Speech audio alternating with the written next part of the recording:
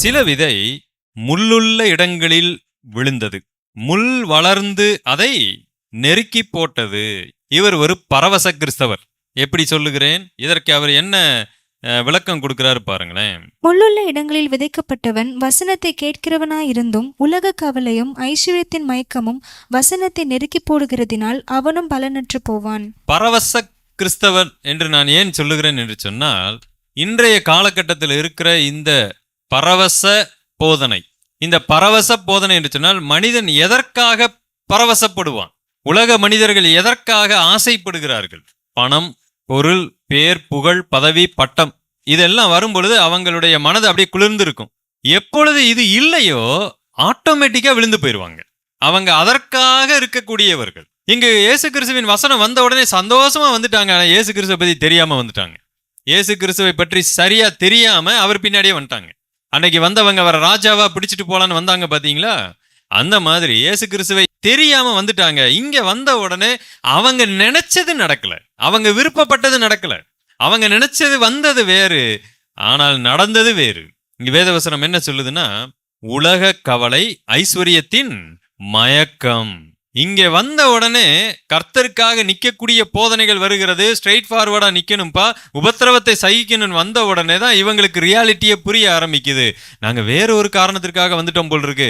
உலக கவலை அந்த பக்கம் வருகிறது, ஐஸ்வர்யத்தின் மயக்கம், அந்த பணம் அவர்களை விடாமல் வைத்திருக்கிறது. இன்றைய காலகட்டத்தில் நம்முடைய போதனைகள் இது பயங்கர ஆபத்தான ஒன்றாக இருக்கிறது. எனக்கு அன்பானவர்களே, ஒரு ஊழியர் இப்படியாக சொன்னார், இன்றைக்கு கிறிஸ்தவம் லாப நோக்கோடு செயல்படுகிற ஒரு வியாபார ஸ்தலமாய் மாறிவிட்டது என்று சொன்னார்.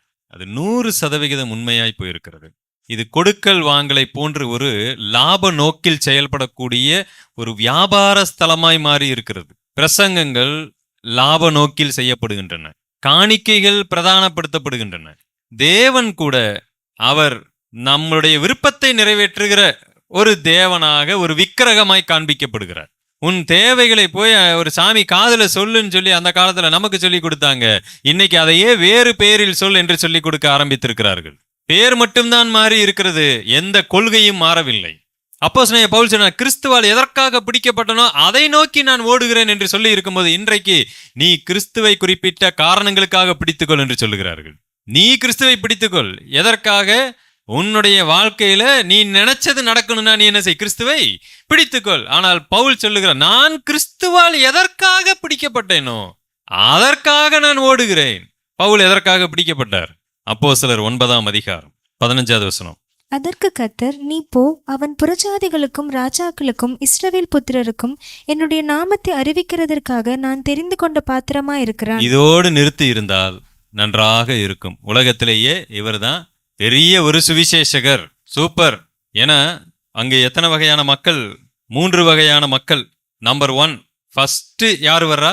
ஜென்டைல்ஸ், கர்த்தரை அறியா யூதர் அல்லாதவர்கள். நம்பர் 2 யார் வர்றா? அரசியல்வாதிகள். அரசியல்வாதிக்கு சுவிசேஷம் சொன்னா எப்படி இருக்கும்? அடுத்து எல்லாத்துலயும் ட்ரெண்ட் ஆயிருவோம். ஃபேஸ்புக்கு, வாட்ஸ்அப்பு, ட்விட்டரு, இனி என்னென்ன இருக்கோ எல்லாத்துலயுமே ட்ரெண்ட் ஆயிருவோம். ரஜினிகாந்துக்கு அப்படி பைபிள் கொடுக்குற மாதிரி நான் ஒரு போட்டோவை எடுத்து போட்டேன்னா போதும், அப்படியே எல்லாரும் ஆணு பார்ப்பாங்க. பைபிளை கொடுத்தனால ஆணு பார்க்கல, யாருக்கு கொடுத்துருக்குறான்? ரஜினிகாந்துக்கே கொடுத்துருக்குறான். எதையா கொடுத்த? பைபிள். பைபிளை விடியா? யாருக்கு கொடுத்த? ரஜினிகாந்துக்கா. அங்க பைபிள் இல்ல, யாரு முக்கியம்? ரஜினிகாந்த். சில ரொம்ப முக்கியமான செலிபிரிட்டிஸ் எல்லாம் பாத்தீங்கன்னா ஏதோ ஒரு பைபிள் வசனத்தை சொல்லிட்டா போதும், அவரே பைபிள் வசனத்தை எடுத்து பேசி விட்டார் அப்படின்னு சொல்லி ட்விட்டர்லாம் பயங்கரமா பேசுவோம். நாம என்ன சொல்ல வரோம்னா, எங்க தேவன்லாம் சாதாரண ஒரு ஆளுங்க, ஆனா நீங்க கூட எங்க தேவனை எடுத்து பேசுனீங்க பாருங்க, அங்க இருக்கீங்க. எங்க தேவனுக்கே ஒரு பெரிய விளம்பரம் கிடைச்சிருச்சு. பைத்தியகாரத்தனமான ஒரு ஆக்டிவிட்டி. உண்மை என்ன தெரியுங்களா?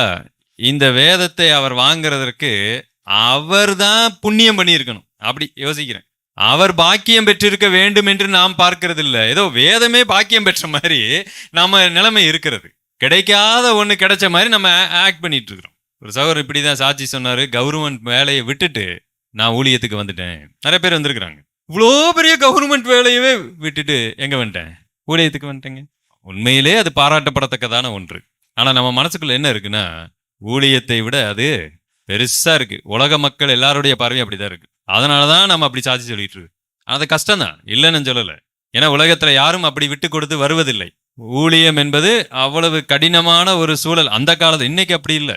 ஊழியத்தையே விட்டுட்டு கவர்மெண்ட் ஜாப் போயிட்டுங்க அப்படின்னு சொல்ற நிலைமை இருக்கு. ஏன்னா இது அந்த அளவுக்கு பணம் வரக்கூடிய ஒரு தொழிலாய் மாற்றி வைத்திருக்கிறார்கள். இப்ப அப்படி மாறிடுச்சு. ஊழியத்தையே விட்டுட்டு கவர்மெண்ட் ஜாப் போயிருக்கிறாங்க. ஆனா ஒரு காலத்துல அதை விட்டுட்டு நாங்க இதுக்கு வந்தோன்னு இதை ரொம்ப மட்டமாய் பேசிய காலங்கள் இருக்கிறது. பாருங்க, ராஜாக்களுக்கு நீ சுவிசேஷத்தை அறிவிப்பாய். உடனே அது பெருமை அல்ல. அடுத்து இஸ்ரவேல் புத்திரர், ஆகமத்துல வேற யாருக்கும் கிடைக்காத மிகப்பெரிய ஸ்லாக்கியம். ஆனா அதுக்கப்புறம் தான் ரியாலிட்டி என்னன்னு தெரிய வருது. நீ ராஜாக்களுக்கு சுவிசேஷத்தை அறிவிக்கணும்னா புறமதஸ்தர்களுக்கு ஈஸியா அறிவிக்கலாம், ஓகே. ஆனா அங்கேயுமே பவுலுக்கு பிரச்சனை. இந்த 3 மக்களுக்குமே பிரச்சனை. புறமதஸ்தர்களுக்கு போய் அறிவிச்சா அவங்க விக்கிரக வழிபாட்டில் இருக்கிறார்கள். அவங்க பாத்தீங்கன்னா என் விக்கிரகத்துக்கு எதிராக என்ன பண்ணிட்டான், பேசிட்டான்னு சண்டைக்கு வர்றாங்க. யூதர்களிடத்துல போய் சுவிசேஷம் அறிவிச்சா யாரோ இயேசு கிறிஸ்து என்னும் ஒரு நபரை பத்தி இவன் பேசுகிறானே, நம்ம யூத மார்க்கத்திற்கே இவன் ஆப்போசிட்டா போயிட்டான்னு கல்லறிய வர்றாங்க. சரி பரவாயில்ல, ராஜாக்களிடத்துல போய் பேசுவோம் அப்படின்னு பார்த்தா நேரடியா போய் ராஜாக்களிடத்துல என்ன பண்ண முடியாது, பேச முடியாது. இவர் ராஜாவா இருந்தா கூட தப்பி தவறி அப்படியே அங்க போய் பேச முடியும். அதனால ஆண்டவர் என்ன பண்றாருன்னா, ஃபர்ஸ்ட் புறமதஸ்தர்கள்ட்ட போய் நீ பேசுப்பா. இல்ல ஆண்டவரே நான் ராஜாட்ட போறேன், அங்கெல்லாம் நீ ஃபர்ஸ்ட் போக வேண்டாம். ஃபர்ஸ்ட் எங்க போ, புறமதஸ்தர்கள்ட்ட போய் பேசு, யூதர்கள்ட்ட பேசு. பேசுனா என்ன ஆகும், உன்னை ஜெயில போடுவாங்க. அப்புறம் ஈஸியா நீ ராஜா கிட்ட போய் பேசிடலாம். ஆட்டோமேட்டிக்கா இது 2 நீ செய்ய, 3ஆவதை நான் பாத்துக்கிறேன்னு என்ன பண்ணிட்டாரு, இவங்க 2 பேர்கிட்ட பிரசங்கம் பண்ண தூக்கி ஜெயில போட்டாங்க. ஜெயில இருந்து அவர் டைரக்டா போய் எங்க பேசிட்டாரு, ராஜா கிட்ட. So mission accomplish. அவரை தேர்ந்தெடுத்த நோக்கம் என்ன ஆயிடுச்சு, நிறைவேறிடுச்சு. அடுத்த வசனம் வாசிங்க. அவன் என்னுடைய நாமத்து நிமித்தம் எவ்வளவாய் பாடுபட வேண்டும் என்பதை நான் அவனுக்கு காண்பிப்பேன் என்றார். இது எப்படி சாத்தியம்? எடுக்கும் போதே எவ்வளவாய் அவன் பாடுபட வேண்டும் என்பதை அவனுக்கு காண்பிப்பேன் என்று சொல்லி எடுக்கிறாரே, அப்புறம் எப்படி பவுல் கூட இருப்பாரு? பவுலுக்கு என்ன சந்தோஷம்? பவுலுக்கு என்னதாங்க இந்த உலகத்துல சந்தோஷம்?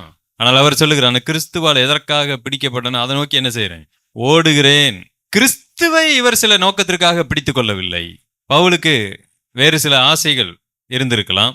பவுலுக்கு மனைவி இருந்தாங்களா தெரியாது, ஒருவேளை இருந்து மரித்து போனாங்களா தெரியாது. இன்னொரு கல்யாணம் பண்ணணும், எனக்கு 2 குழந்தைகள் பிறக்கணும், அவங்களுடைய பேர குழந்தைகளை நான் பார்க்க வேண்டும்.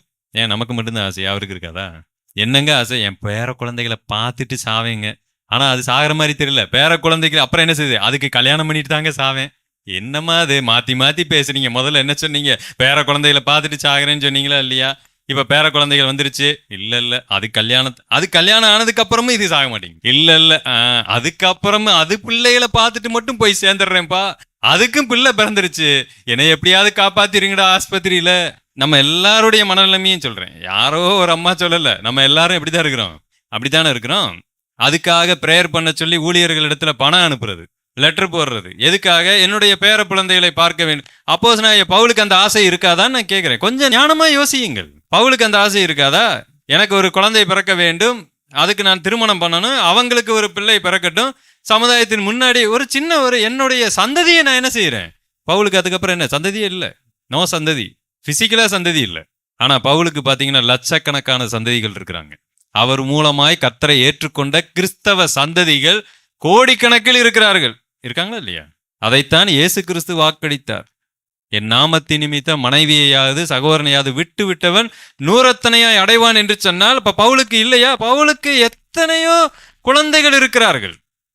கிறிஸ்துவுக்குள் மறுபடியும் பிறந்த எல்லோருமே ஒரு வகையில பவுலுக்கு எல்லா வகையிலும் ஒரு சந்ததி மாதிரி தான். அவரால் ரட்சிக்கப்பட்டவங்க. அவர் ஸ்தாபிச்ச சபைகள் சாதாரணமானவைகள் அல்ல. நாம மட்டும்தான் உலகத்துல ஏதோ இருக்கிற மாதிரி ஆண்டவரிடத்துல நம்மளுடைய விருப்பங்களுக்காக அவரை நாம் சில விஷயங்களில் பிடித்து கொண்டு இருக்கிறோம். ஆனால் பவுல் சொல்லுகிறார், அவர் என்னை எதுக்கு பிடிச்சாரோ அதுக்கு தான் நான் ஓடிட்டு இருக்கிறேன், வேற எதற்கும் அல்ல.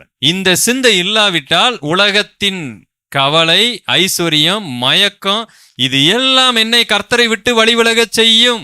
நீங்கள் இந்த உலகத்தை அனுபவிக்க வேண்டாம் என்று வேதவசனம் சொல்லவில்லை. நீங்கள் நன்றாக சம்பாதியுங்கள், குடும்பத்தோடு வாழுங்கள், ஆனால் உங்களுடைய இருதயம் எப்பொழுதுமே தேவனை மாத்திரமே நோக்கி பார்த்து கொண்டிருக்கட்டும். எப்பொழுது வேண்டுமானாலும் இவைகளை எல்லாம் விட்டு விடுவதற்கு நீங்கள் ஆயத்தமாய் இருக்க வேண்டும். நீங்கள் எதன் மீது அதிகமான ஆசை வைத்திருக்கிறீர்களோ அதுதான் உங்களை ஆளுகை செய்யும். தெரிந்தோ தெரியாமலோ அதுதான் உங்களை ஆளுகை செய்யும். அப்போஸ்தலனாகிய பவுலை ஆளுகை செய்தது கிறிஸ்து மட்டும்தான், வேற எதுவும் கிடையாது. ஏன் அவங்க பரவச கிறிஸ்தவர்களா இருக்கிறார்கள்? தங்களுக்கு பிடித்தமானவைகள் நடந்தால் அங்கு பரவசம்.